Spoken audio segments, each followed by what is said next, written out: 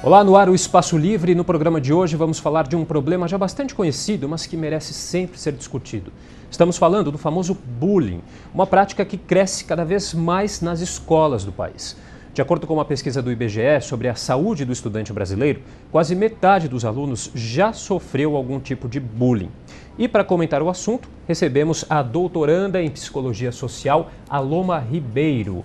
Olá, Aloma, obrigado pela presença. Eu que agradeço a oportunidade de estar aqui na TV Câmara, contribuindo para a sociedade com informações acerca deste fenômeno que ainda é muito presente nas nossas escolas. Aloma, como a gente estava conversando aqui antes do programa, o termo bullying, né? Eu estava falando para a senhora, é um termo relativamente recente, né? Eu me lembro de quando eu comecei a ouvir esse termo, mas ele só é uma nomenclatura dada para um problema que, na verdade, sempre existiu. Sim, esse problema ele sempre existiu. Eu digo assim, aonde tem duas pessoas, nós temos conflitos. Então, em todos os relacionamentos interpessoais, nós vamos ter conflitos.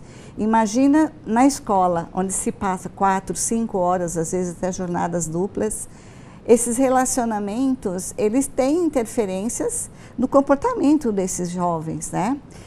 Em 1973, isso já tem 44 anos pela minha conta agora, que o Dr. Dan Ovels, ele é da Universidade de Bergen, da Noruega. Ele estava atendendo crianças em níveis de escola em seus consultórios. E de repente esses alunos, esses clientes sumiam. E ele foi buscar informação. Mas por que os meus clientes morrem? Era isso que tinha acontecido. E ele começou a pesquisar a questão familiar e descobriu que estes jovens eram perseguidos na escola. E ele deu um nome de bullying, que é muito comum, essa força, né, do touro, né, que chama bull, né, de touro, essa ação de uma pessoa contra uma outra pessoa que chega a levar até a morte, que nós hoje estamos falando de bulicídio. É um termo que realmente ainda merece muito estudo, porém é algo muito real nas escolas. Porque um jovem que sofre bullying nas escolas, ele vai para a casa dele, ele leva com ele esse problema, e lá é o lugar onde nós temos muitos casos onde eles se enforcam com cinta da calça masculina e coleiras de cães. Então é algo que nós temos que nos preocupar dentro da escola, sim. Temos que ter um olhar como professores, como pais, como sociedade, como Estado, o que acontece realmente com as relações desses pares. Porque o bullying ele se dá exatamente nas relações de pares, aluno com aluno. E é um tema, doutora, que até pouco tempo não se dava a devida importância que ele tem, né? Por quê? Isso está mudando? Sim, nós temos, felizmente, a mídia a nosso favor. Temos a internet, né, que é recente no Brasil, né?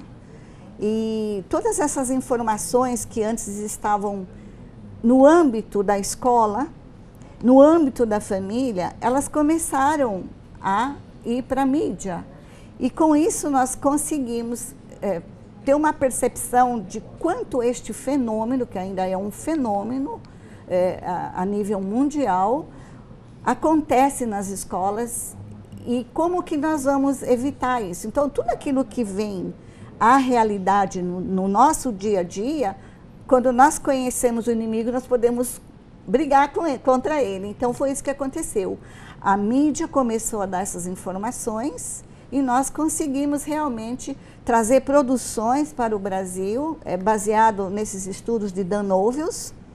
E a partir dali, isso foi em 73 na Noruega, né? Nós temos muitas referências em outros países. E no Brasil, nós felizmente conseguimos também ter muitas pessoas fazendo esta parte acadêmica, esses estudos, as pesquisas.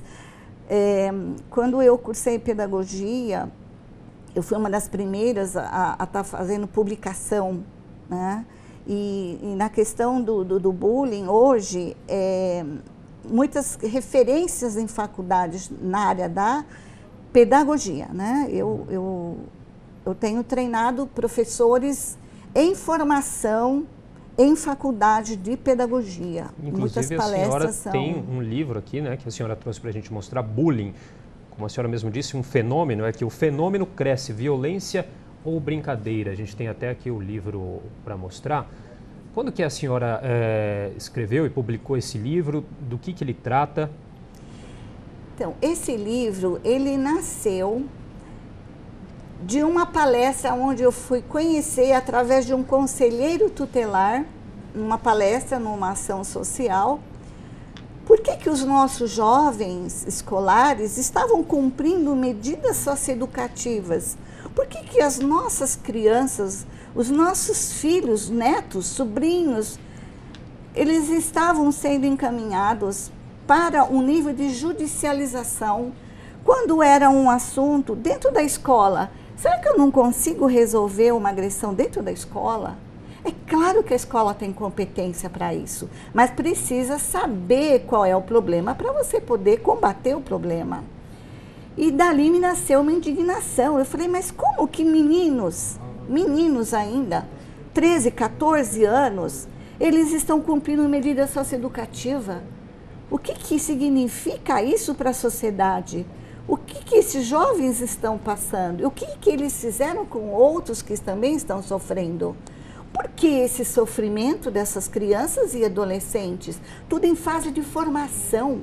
Como que eu corto essa fase de formação de um cidadão e eu coloco ele para cumprir uma medida socioeducativa? Isso me indignou. E foi quando nasceu esse primeiro livro, em 2010, como um fenômeno. Eu descobri que era um fenômeno, que aqui a gente estava começando a se engatinhar nisso, já tínhamos alguma coisinha, mas assim, muito pouquinho. Então, quando começamos a fazer sites, a divulgar, a fazer livros, fazer palestras, então isso despertou a academia. Então, hoje nós realmente podemos dizer que nós já temos ferramentas excelentes para estar prevenindo, intervindo e combatendo o bullying na escola. Agora, doutora, quais são, o que é considerado o bullying? Qual que é o limite aí do que é uma brincadeira e do que é realmente uma ofensa e pode gerar um problema? Nós temos assim, quando eu chamo um coleguinha num apelido, por exemplo, nós temos uma situação muito corriqueira que é a baleia azul, baleia cor-de-rosa, o boto, o elefante, esses apelidos que parecem uma brincadeira. Então, como é que eu vou saber quando é bullying ou quando é uma brincadeira?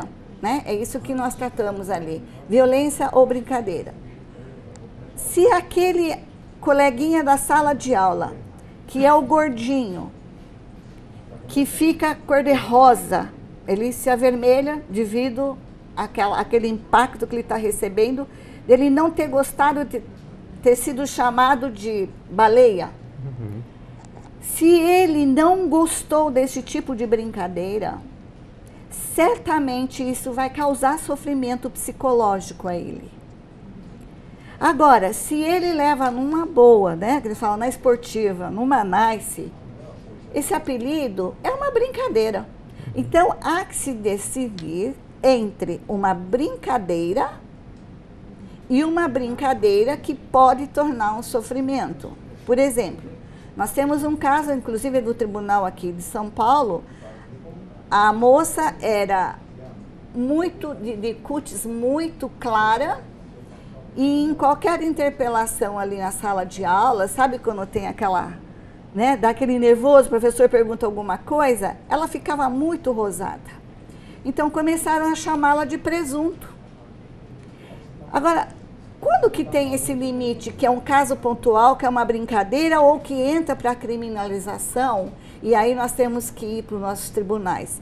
Essa moça, adolescente já, ficava tão rosa, assim, uma reação química, fisiológica, natural. É isso que nós temos que trabalhar com os nossos alunos. como que eu vou chamar alguém que fica já tensa, de presunto? Para agravar a situação, a brincadeira se tornou algo de mau gosto que se transformou em bullying, porque se repetiu mais de 3 vezes. Nós consideramos o bullying assim. Aconteceu mais de 3 vezes, esses pelos estudos que nós temos do próprio Dr. Dan Ovius, do instituto dele. Se aconteceu mais de 3 vezes, isso já se caracteriza como bullying. Eu estou causando propositalmente um sofrimento na minha colega, no meu colega, dentro da sala de aula. A perseguição foi tanta que o autor de bullying, ele se sente assim, tão poderoso em dominar o outro. Geralmente ele é um líder na classe, ele tem vários seguidores, ele é o bambambam na sala de aula, é aquele cara que é o cara. Ele realmente, ele consegue levar aquela turma ao riso, por exemplo. E essa menina começou a receber, dentro da sala de aula, pedaços, cubos de presunto na sua carteira. Consegue imaginar o efeito psicológico que isso foi trazendo para ela? Felipe, você imagina isso? Se ponha no lugar dessa menina. É uma situação muito complicada. E aí vai para a criminalização. Mas isso pode ser resolvido dentro da escola, quando os professores, a gestão escolar, a direção principalmente, tem a conscientização que isso é um problema que pode crescer, mas que pode ser resolvido dentro da escola. Mas a escola, tanto a direção, os professores, eles estão preparados, eles têm meios para lidar com essas situações, conhecimento para isso? Eu creio que sim. Hoje nós já temos muitos sabendo o que é o bullying, as consequências dele.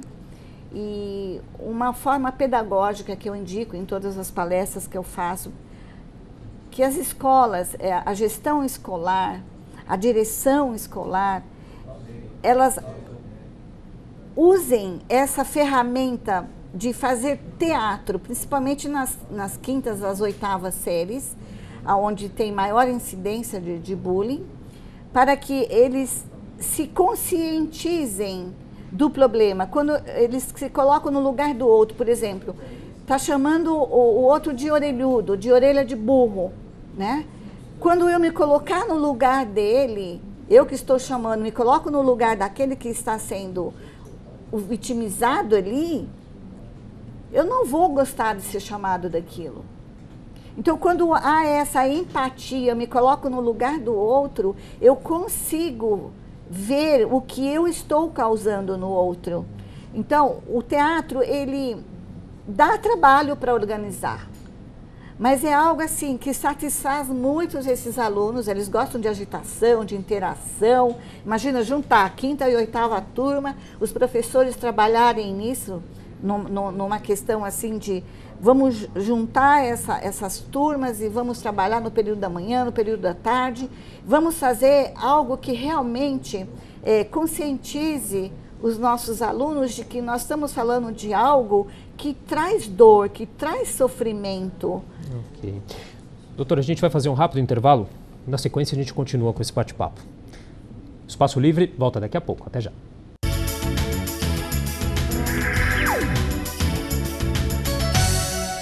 Estamos de volta com o Espaço Livre, hoje falando sobre bullying. Nossa convidada é a doutoranda em Psicologia Social, Aloma Ribeiro Felizardo. Doutora, como a gente vinha conversando sobre a metodologia das escolas para tratar com o bullying, não seria interessante se fazer um trabalho de prevenção, ensinar sobre a importância que tem esse assunto para que ele não aconteça? Não seria um caminho mais fácil? Sim, claro. Quando nós falamos de prevenção, isso significa que lá na frente nós não vamos ter o problema, ou minimizado. A prevenção, ela se dá dentro do ambiente escolar quando nós trazemos à tona aquilo que está acontecendo.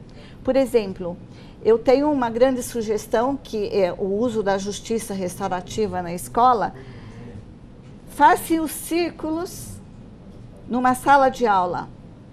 Quando nós sentamos um atrás do outro, isso é uma crítica que eu tenho, nós não conseguimos esse nosso socializar. Né? Porque se eu olho para frente, eu vejo a cabeça do meu colega. Se eu olho para a minha esquerda, eu vejo o ombro. Se eu olho para a minha direita, eu vejo outro ombro e várias cabeças. Então, o circular dá-nos essa interação com os nossos alunos. O olhar no olho, isso estabelece algo ali que não dá para explicar. Né? Eu estou te vendo, eu estou olhando nos seus olhos. Assim como eu estou aqui com você, Felipe, é essa interação, colega a colega. Quando eu olho no seu olho, imagine se eu tenho a consciência de que eu tenho alguma coisa contra você, né? Um colega. Ah, não, eu não gosto de você porque você é muito feia. Quando eu olhar no seu olho, eu vou começar a perceber, dentro deste círculo conduzido, pode ser até pelos professores, que esse outro é um ser humano. Há uma humanização maior da questão, né? Agora, doutora, e os pais? Qual a responsabilidade que os pais têm nessa questão? Porque muitas coisas que a criança aprende já vem de casa, né? Como que fica essa questão? Olha, eu vou contar uma história, isso é real, esteve comigo esse pai. O pai chegou para mim e falou assim, é real, o menino também é real, 8 aninhos, o João. Eu chamo ele de Joãozinho nas minhas histórias. O pai chegou e falou assim, olha, professora, ele foi para o conselho tutelar. Quando se fala de conselho tutelar na escola, para as crianças, isso significa polícia. Isso traz medo para eles. Imagina a criança de 8, 9 anos indo para conselho tutelar. Olha o que aconteceu com o Joãozinho. Eu vou te dar aqui duas situações. Como que o professor percebe e como que a família percebe essa situação. E, claro, em seguida nós temos o Estado. Veja bem, o João, 8, 9 anos, sentava na primeira carteira na escola. Estava lá escrevendo, a professora de costas, escrevendo na lousa. João recebe, sempre o agressor, ele tem um poder, tanto físico como psicológico, ele exerce esse poder sobre aquela pessoa que ele escolheu. Não precisa ter motivo, não, ele escolhe qualquer um. Esse jovem, que era o autor de bullying, ele tinha mais 2 ajudantes, eles nunca estão só. Geralmente o autor de bullying, ele se camufla, ele se esconde. E tem aqueles outros 2, ou a quem ele tem como seguidor dele, para fazer, digamos assim, o serviço. É mais ou menos isso. Por isso que o bullying, ele é difícil de identificar. Vejamos, Joãozinho sentado na primeira carteira, escrevendo, olhando lá para a lição. Aí vem eles falam que é uma cotovelada que dá debaixo da costela que dói. Eu nunca ganhei uma cotovelada, então eu não sei. Deve doer. Diz que é uma cotovelada que a pessoa está sentada, vem o outro e coloca. Bom, esse rapaz, o maior, que tinha mais 2 que ajudavam, foram para o fundo da classe. Mas aí um deles voltou e veio de novo e agrediu o João de novo com esse soco na costela. Resultado, o João foi para o outro lado, no fundo da classe. A professora não viu ele saindo do lugar. De repente, isso é raro acontecer, da vítima reagir. A vítima, que nós chamamos aquele que está sendo como um alvo de toda essa maldade, que essa maldade ela é planejada,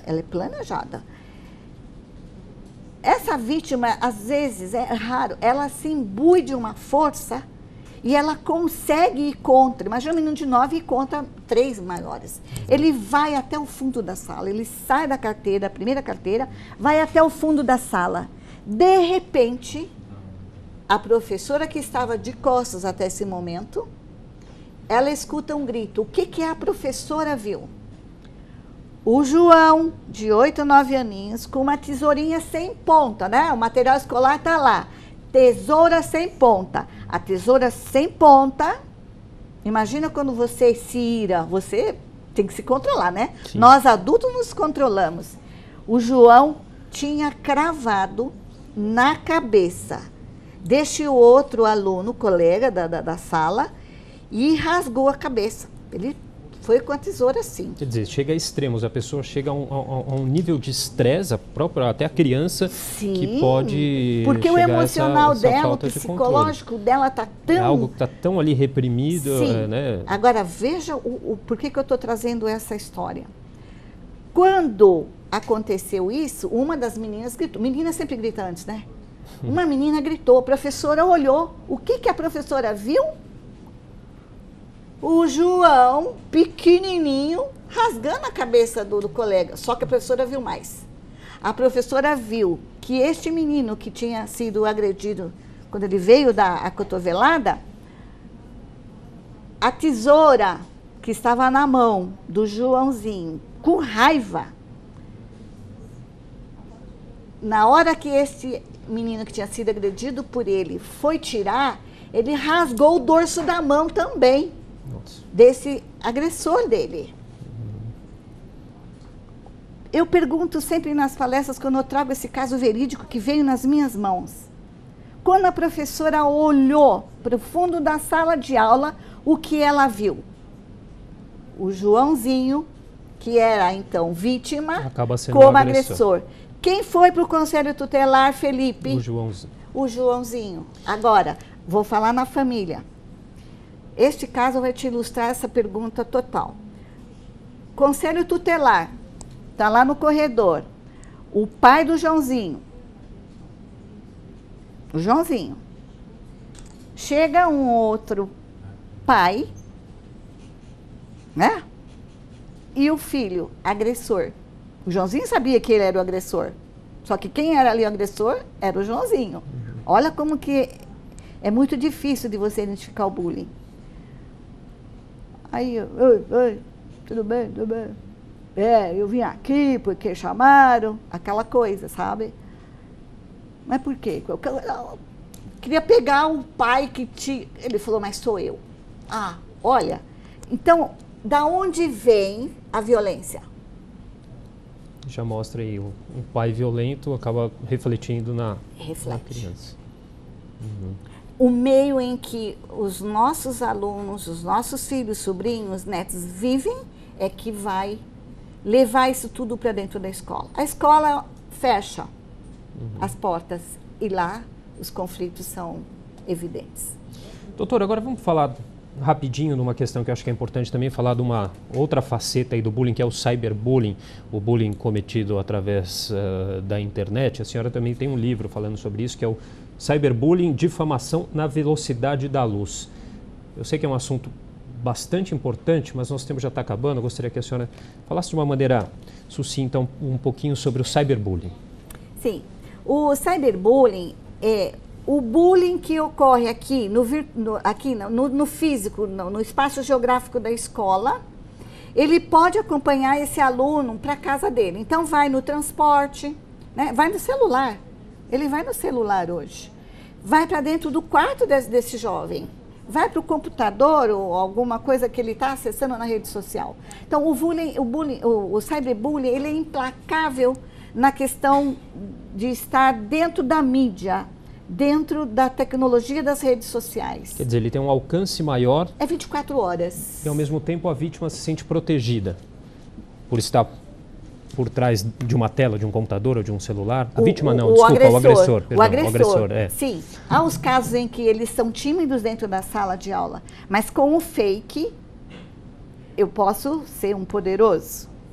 Então, tem essa questão desse autor de cyberbullying. Mas, geralmente, essas situações de fofoca, em casos de bullying, é mais com as meninas. Né? De falar mal uma da outra, coloca uma contra a outra. No caso dos meninos, as agressões são mais verbais, né? Mais físicas, assim, ali dentro do espaço do bullying. Eu acredito, ainda não tenho esse dado aqui, mas dentro do cyberbullying, essa perseguição, ela se dá mais com as meninas. Os casos que eu tenho atendido como mediadora de conflito pela justiça restaurativa são os casos onde as meninas são mais expostas.